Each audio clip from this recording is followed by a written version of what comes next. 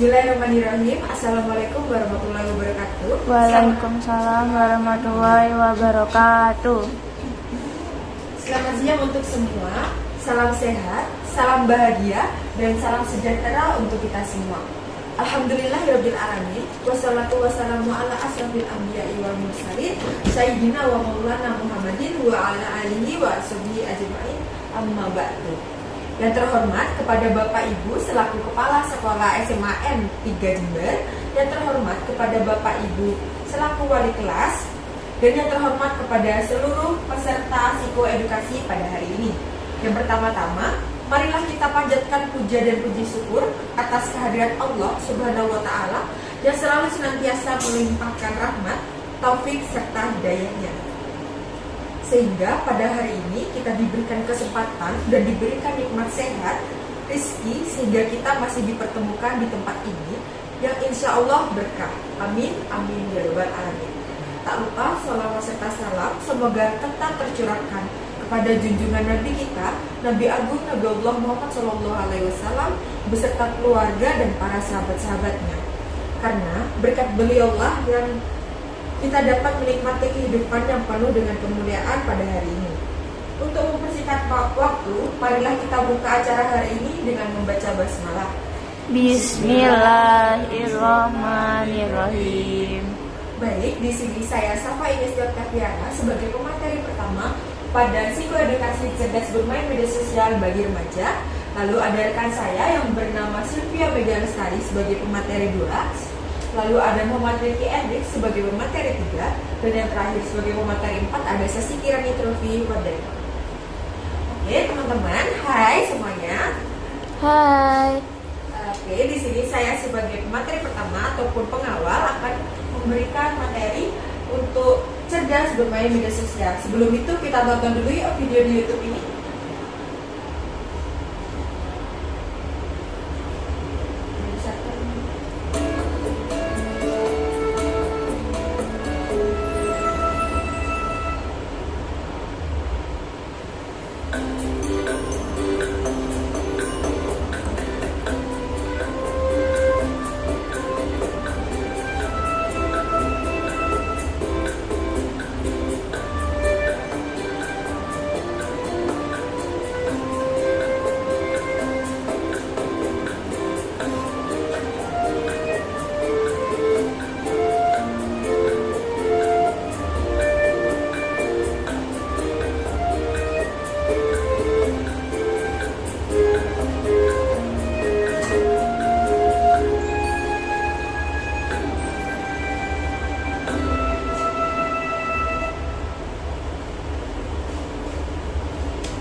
Oke, sebelum itu kakak minta waktu dan perhatiannya.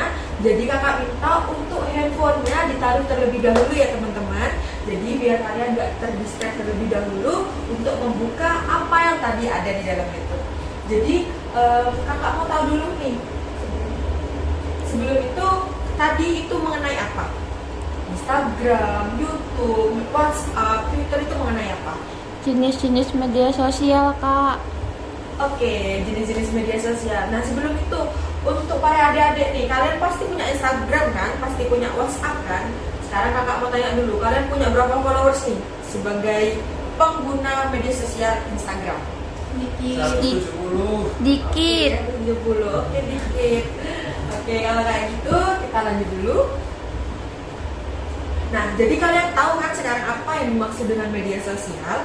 Jadi kayak tadi nih ada WhatsApp, terus ada Instagram, terus mungkin kalian menggunakan media sosial yang lain nih, mungkin ya YouTube lah, atau sebagian sekarang konten kreator kan bisa menggunakan YouTube, TikTok, terus menggunakan yang lain-lain. Nah sekarang kakak tanya dulu, kalian sudah paham nggak nih apa yang dimaksud dengan media sosial? Belum. Oke, jadi di sini ada beberapa gambar, mungkin kalian bisa lihat terlebih dahulu. Ini ada gambar orang-orang yang sedang berkumpul. Ini mungkin like-kan, dan yang itu untuk orang pengguna media sosial. Nah, jadi apa yang dimaksud dengan media sosial? Oke, media sosial merupakan seperangkat lunak yang digunakan oleh individu maupun sekelompok orang yang digunakan untuk berbagi, untuk berkomunikasi, jadi seperti ini, untuk berkomunikasi maupun untuk bermain. Jadi Seperti tadi ada YouTube, ada TikTok, ada WhatsApp yang kita pergunakan untuk berbagi link kah, berbagi informasi kah, lalu untuk kita bermain. Jadi bermain itu bisa menggunakan media sosial, jadi kayak gitu. Lalu Next. oke, di sini kita akan membahas tentang kecanduan media sosial. Kalian tahu gak sih apa yang dimaksud dengan kecanduan media sosial? Nggak tahu. Oke, yang dimaksud dengan kecanduan media sosial adalah gangguan psikologis di mana seseorang pengguna maupun sekelompok orang, pokok itu penggunanya, itu menggunakan media sosial secara terus-menerus nih. Jadi kalau kalian menggunakan media sosial dalam sehari-hari itu sampai 24 jam, bahkan melebihi waktu kalian, waktu makan, terus sampai membuat waktu kalian kegiatan sehari-hari itu terganggu. Jadi itu yang membuat kalian aktivitasnya terganggu. Lalu apa sih dampaknya bagi kalian saat kecanduan sosial itu? Otomatis kalian tidak mampu untuk beradaptasi dengan lingkungan sekitar. Lalu kalian tidak bisa berinteraksi dengan kehidupan di sekitar. Kenapa sih adanya kecanduan sosial itu? Kenapa? Karena kalian itu ingin tahu lebih tinggi mengenai hal-hal yang ada di luar sana, tapi melalui media sosial. Terus kalian itu tidak punya kegiatan yang produktif dalam kehidupan sehari-hari. Jadi kalian selalu berpatokan pada dunia maya atau biasa disebut dengan media sosial. Oke, di sini kakak punya nih data mengenai media sosial dari data Indonesia ID. Dapat disebutkan di sini itu dapat dilihat untuk adik-adik sendiri. Di sini tuh ada beberapa umur, di bawah ini ada beberapa umur. Ini presentasenya itu menunjukkan bahwa kalian tahu kan usia remaja itu usia 13 sampai 18 tahun.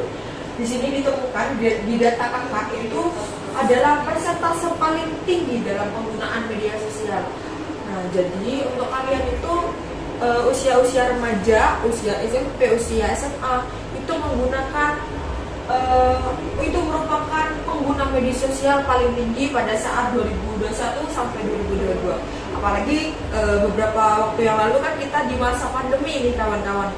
Nah, jadi itu yang membuat kita selalu menggunakan media sosial dalam kehidupan sehari-hari, karena kan kita nggak bisa bertatap muka nih. Jadi kita berkomunikasi, bermain, lalu belajar dan lain-lain itu menggunakan media sosial, sehingga membuat kalian yang tidak mampu menggunakan media sosial dengan baik itu membuat kita kecanduan media sosial. Seperti itu. Nah, gimana teman-teman? Sekarang dapat disimpulkan kan bahwa penggunaan media sosial pada remaja itu sangat tinggi. Kira-kira sekarang teman-teman tahu nggak apa dampak media sosial bagi kita, terutama bagi teman-teman nih sebagai kaum remaja? Nah, di sini kakak akan menjelaskan dampak media sosial bagi remaja, yaitu yang pertama ada gaya komunikasi. Nah, di mana pada zaman dulu, pada saat kita ingin berkomunikasi, kita itu harus bertemu atau bertatap muka secara langsung kan. Nah, sedangkan sekarang dengan adanya media sosial, jadi kita itu dapat berkomunikasi menggunakan media sosial, ya kan? Dengan adanya media sosial, kita dapat berkomunikasi dengan teman sekolah kita, entah itu teman sekolah maupun teman yang berada di luar sekolah. Nah, jadi dengan adanya media sosial tuh kita bisa bertemu dengan siapa aja dan kapan aja hanya dengan menggunakan media sosial. Nah, selanjutnya untuk yang kedua yaitu ada perubahan bahasa. Nah, dengan adanya media sosial ini kan teman-teman merasakan sendiri. Sebelum adanya media sosial nih, penggunaan seperti halnya di sini di Jember kan ya, bahasa yang digunakan biasanya apa sih?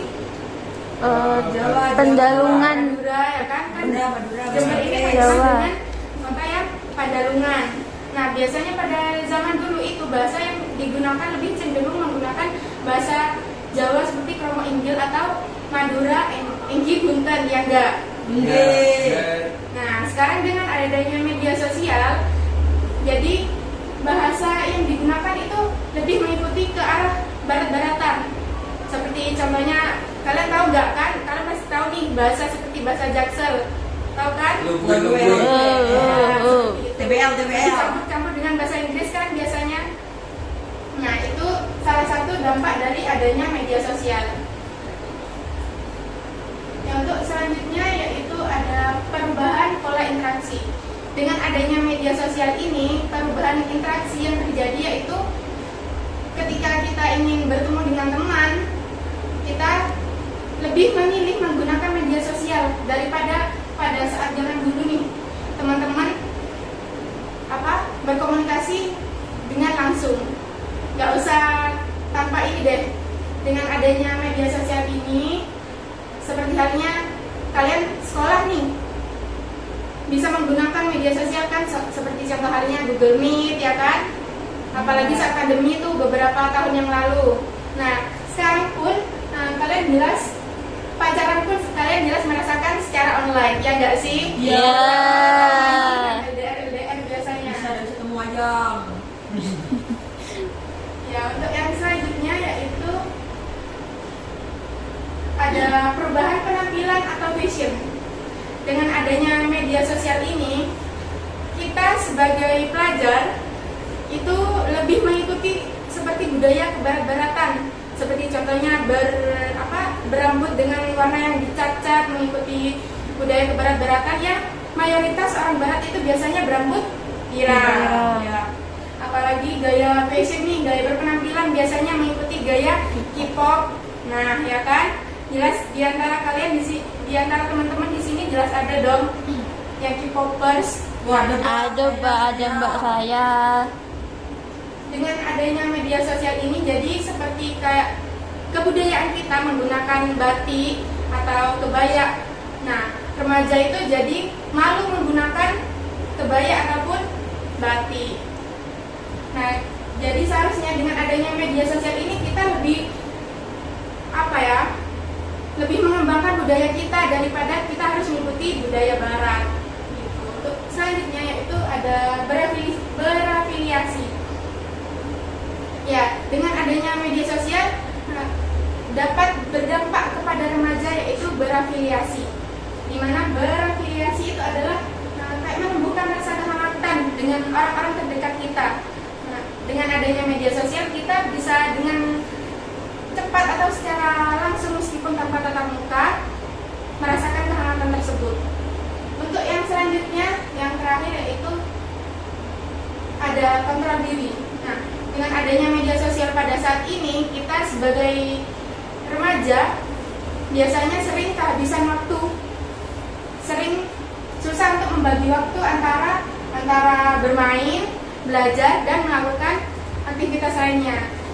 Coba nih sekarang aku tanya, biasanya teman-teman ketika ada waktu pelajaran di kelas, ketika teman-teman boring, apa yang kalian lakukan biasanya? Buka HP, Scroll TikTok. Ya buka kan? Instagram.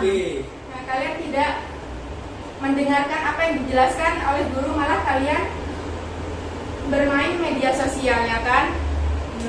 Ya. Ya, jadi dengan adanya media sosial kita harus bisa mengontrol diri kita. Nah, gimana tuh teman-teman? Udah nggak bosan lagi kan? Nah, dari materi yang sudah disampaikan oleh Mbak Silvi tadi, kita dapat simpulkan bahwa media sosial itu mempunyai dampak negatif dan juga positif, ya. Yang dimana jika pengguna atau user itu menggunakan media sosial dengan baik dan ideal, itu akan berdampak positif bagi penggunanya. Begitupun juga sebaliknya tuh teman-teman, bila pengguna atau user yang menggunakan media sosial dengan baik atau tidak ideal, itu akan berdampak negatif bagi penggunanya juga. Nah, dan sekarang kakak akan melanjutkan materi yang selanjutnya, yaitu bagaimana sih cara bermain media sosial dengan ideal, ya. Lanjut. Nah, pasti teman-teman merasakan kan ya, di tengah-tengah era globalisasi ini kehadiran media sosial itu sangat menggantungkan hidup kita. Ya. Tapi tanpa teman-teman sadari bahwa media sosial itu memutuskan peran atau cara bersosialisasi kita dengan orang lain.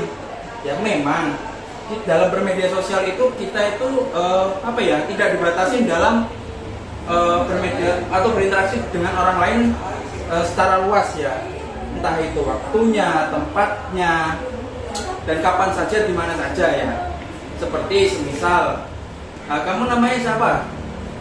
Vivi. Seperti contohnya Vivi nih, mungkin bisa bermain media sosial entah itu di kamar, di ruang tamu, di ruang makan, ataupun di luar ya. Nah, untuk jamnya pun fleksibel sih, entah itu mau pagi, siang, sore, ataupun malam juga bisa. Nah, seperti itu. Lalu bagaimana sih, atau beberapa langkah apa saja sih yang dapat dilakukan guna memanfaatkan media sosial secara ideal? Nah, yaitu yang pertama adalah cek kebenaran sumber informasi supaya tidak ada penyebaran berita hoax. Nah, pasti teman-teman pernah kan menemukan yang namanya berita hoax di internet? Pernah nggak? Pernah. Pasti pernah kan? Apalagi kayak seperti di Facebook, Instagram, Twitter, ataupun di TikTok. Nah, sebelum teman-teman mempercayai berita tersebut, alangkah baiknya cari informasi yang valid mengenai berita tersebut supaya tidak ada yang namanya pemahaman atau penerimaan berita hoax. Lalu yang kedua adalah menggunakan etika dalam berkomunikasi. Nah, maksudnya gimana tuh? Menggunakan etika dalam berkomunikasi, misalnya menggunakan bahasa yang sopan ya, tidak menggunakan bahasa yang kotor atau memaki. Biasanya kan banyak tuh di internet kayak semisal ada kayak kata-kata cacian ya kan, goblok kamu, tolol kamu ya, nggak bisa apa gitu. Nah, itu kan biasanya banyak tuh. Lalu yang ketiga adalah hindari berita yang mengandung sara serta pornografi. Itu harus dihindari ya teman-teman ya. Apalagi di Indonesia itu ada yang namanya undang-undang atau UU ITE ya. Jika teman-teman itu sampai salah menggunakan atau menyebarkan berita yang mengandung sara atau pornografi ya, itu akan kena UU ITE. Lalu yang terakhir adalah ketika mendapat hasil karya orang lain, maka jadilah hal tersebut sebagai inspirasi ya. Jadi bukan malah mengakuisisi ya. Teman-teman ada yang tahu akuisisi itu apa? Nah, jadi akuisisi itu seperti mengakui karya orang lain sebagai hasil karyanya sendiri. Semisal si Vivi nemu karya orang lain ya, itu dia akuin gitu. Oh, ini gambaran buatan saya nih, itu ada bukan? Nah, itu harus dihindari ya. Lalu selanjutnya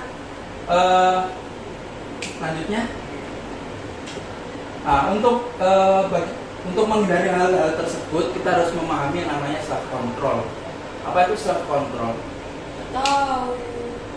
Nah, self control merupakan kemampuan yang mengendalikan keinginan dan dorongan yang berasal dari diri sendiri ya.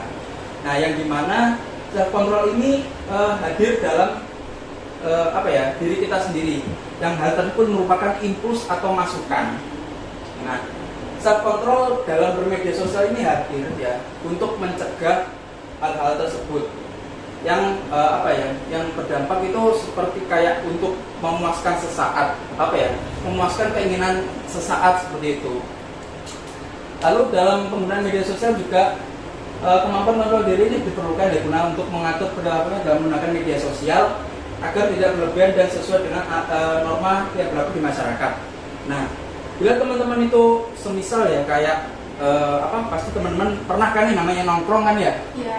Nongkrong entah itu sama temen, sama mungkin atau sama kerabat atau sama mungkin sama tetangga tuh. Biasanya cowok-cowok itu kan kayak melakukan ikut siskampling seperti itu ya. Nah, kalau teman-teman itu ikut siskampling tapi udah pada ngumpul ya di kayak semacam pos kampling, tapi teman-teman asik main HP itu. Nah, itu pasti kan kayak tanggapannya orang lain itu, ini anak kok main HP mulu ya, kok orang lain kok nggak dianggap ya. Nah, seperti itu.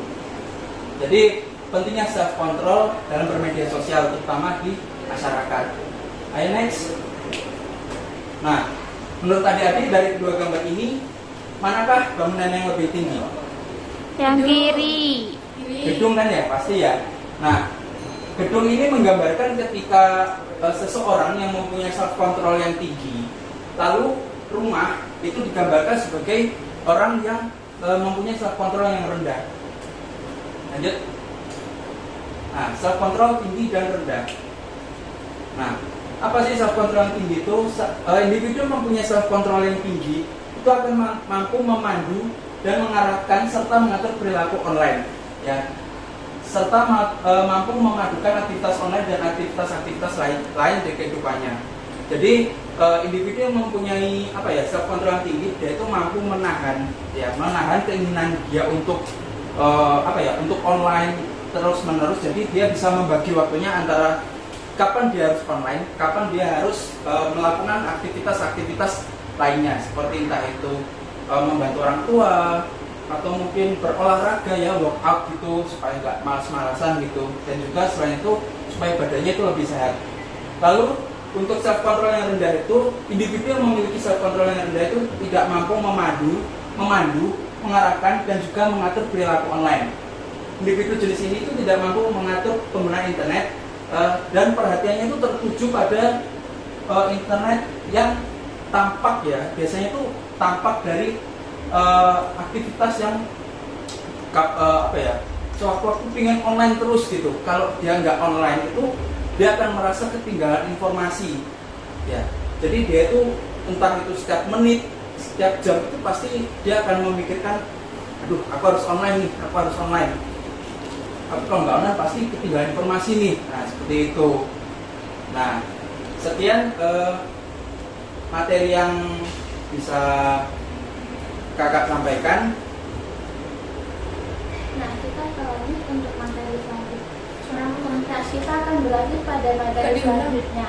Nah, di sini kan tadi Mas Riki sudah jelasin kalau misalkan seorang remaja yang memiliki kontrol diri yang rendah itu dapat menyebabkan kecanduan media sosial. Nah, di sini aku pengen bahas mengenai solusi dari kecanduan media sosial. Kira-kira apa sih solusinya menurut teman-teman? Kalau misalkan orang kecanduan itu kan penggunaannya nggak bisa dibatasi, terus juga kontrol dirinya rendah. Kira-kira apa nih solusinya? Ada yang tahu nggak? Nggak. Melakukan kesibukan lain. Kesibukan lain, terus ada lagi? Nggak tahu. Jadi nggak cuma kesibukan lain aja, pastinya meskipun kalian punya kesibukan lain, kalian pasti tetap berpikiran untuk main media sosial ketika kesibukannya itu sudah selesai. Nah, jadi solusinya adalah self management. Jadi self management itu apa sih? Jadi self management menurut UNO adalah siswa mampu mengatur perilakunya sendiri dengan tanggung jawab dan bertujuan agar siswa lebih mandiri, lebih independen, serta lebih mampu memprediksikan masa depannya. Jadi tugasnya teman-teman dalam self management adalah bisa bertanggung jawab dan menilai perilaku kalian, teman-teman sekalian. Jadi misalkan kalau perilakunya itu apakah sudah baik atau belum.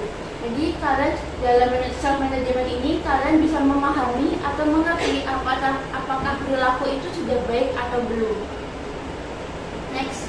Jadi apa sih gunanya kita belajar self management ini? Jadi manfaatnya adalah self management ini mengajarkan kita untuk bertanggung jawab pada diri sendiri, sehingga kita perlu selalu dibimbing. Memang tampak sebagai kegiatan yang kurang efisien, tapi itu merupakan investasi masa depan yang berharga. Jadi maksudnya di sini adalah kalau misalkan teman-teman itu sudah bisa self management sendiri, misalkan sudah tahu waktunya ini kapan, sudah tahu apa yang harus dilakukan, nggak bermainnya itu nggak lebih dari jamnya, itu disebut dengan self management. Jadi teman-teman tahu perilaku dan bertanggung jawab atas diri sendiri. Next. Jadi bagaimana sih agar langkah-langkah agar self management terhadap media sosial? Jadi ada 4. Yang pertama ada self monitoring. Yang kedua ada self reward.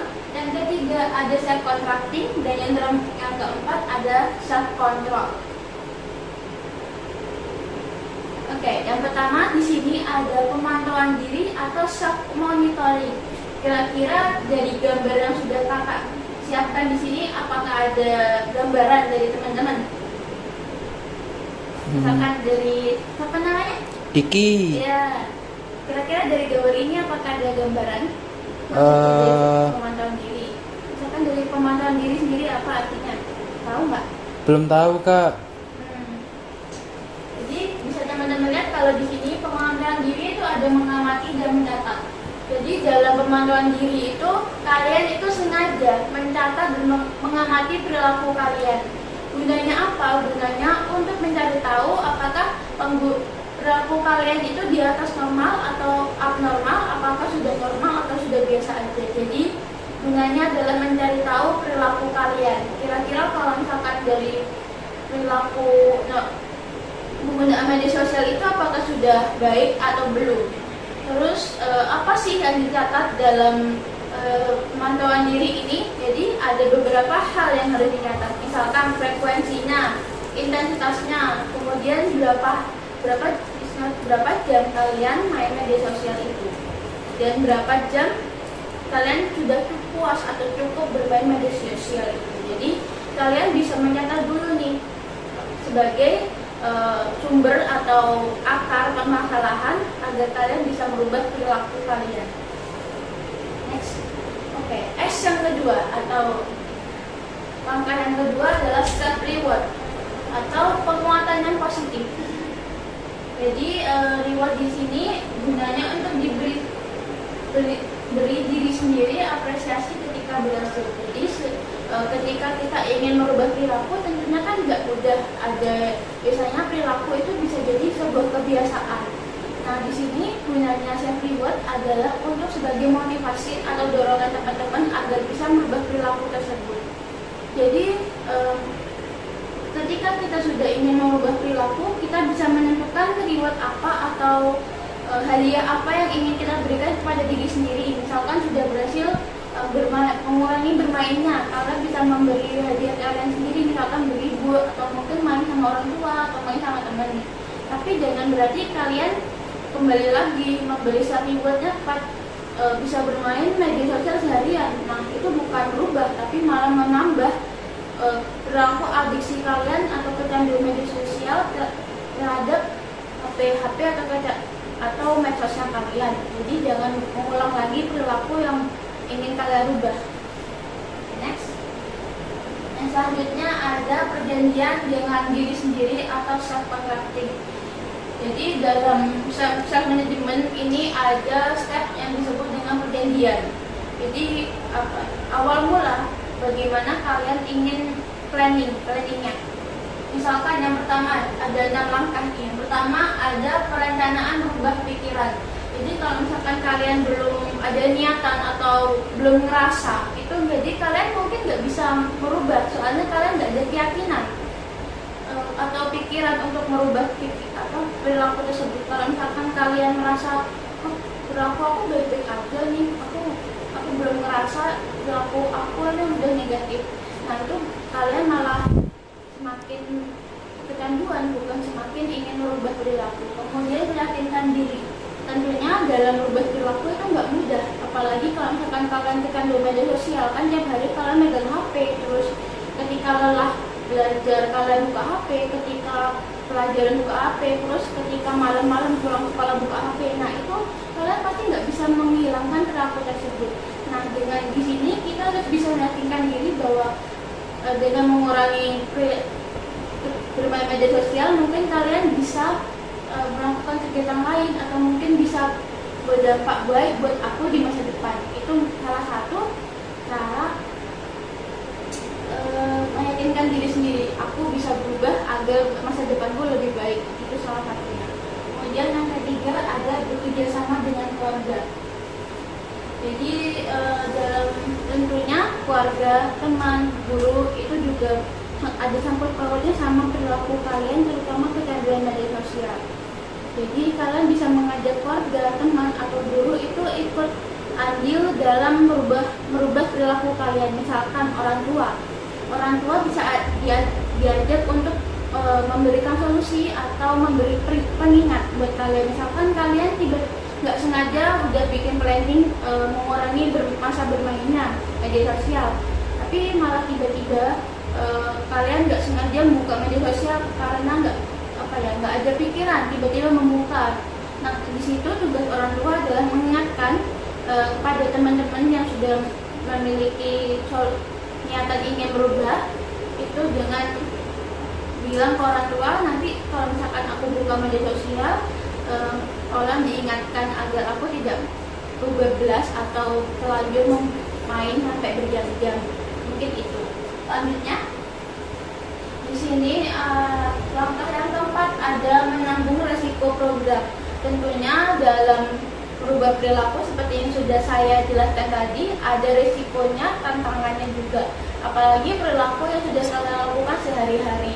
Nah, di sini menanggung resikonya itu pasti nggak mudah buat kalian. Kayak misalkan kalian pasti nggak tahu mau ngapain setelah biasanya main HP, terus kira-kira mau ngapain ya kalau nggak ada HP. Nah, ini mungkin kalian bisa mencari solusinya dulu sebelum ingin merubah perilaku tersebut. Kemudian kali yang kelima ada perubahan pemikiran, perasaan, dan perilaku.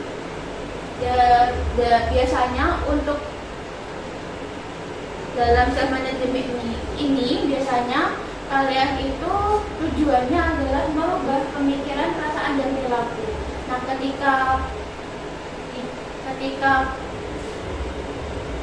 ketika planning kalian tidak sesuai perencanaan, mungkin kalian harus mengevaluasi lagi apakah planningnya itu sudah baik atau belum. Kemudian yang kelima ada membuat peraturan.